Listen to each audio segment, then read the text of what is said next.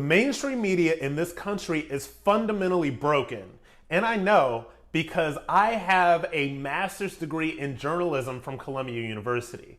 I used to be a journalist. Now I call myself a recovering journalist, but I know how the mainstream media works. It is fundamentally broken for a lot of different reasons. First of all, the mainstream media is concentrated in these bubbles in New York and DC, and to a lesser extent Los Angeles. What that means is that they have such a lack of connection and such a lack of understanding of anything else that is going on outside of these bubbles. This is why we got polling for Joe Biden that was outrageously overstated over months and months and months. These people have a complete lack of understanding of anything that's going on outside of New York, DC, or to a lesser extent, Los Angeles.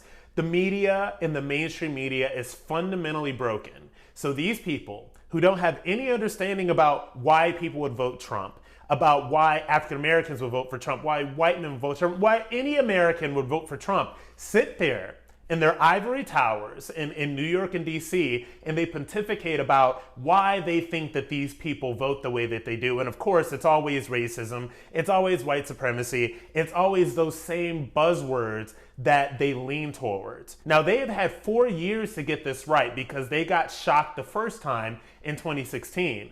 But instead of actually doing an autopsy on themselves, seeing how they could have missed one of the biggest political moments in American history, instead they doubled and tripled down. They don't have conservatives on any of their shows. The African Americans that they have on the shows are nothing but left-wing Democrat activists who call everybody racist. I mean, that's all that they do.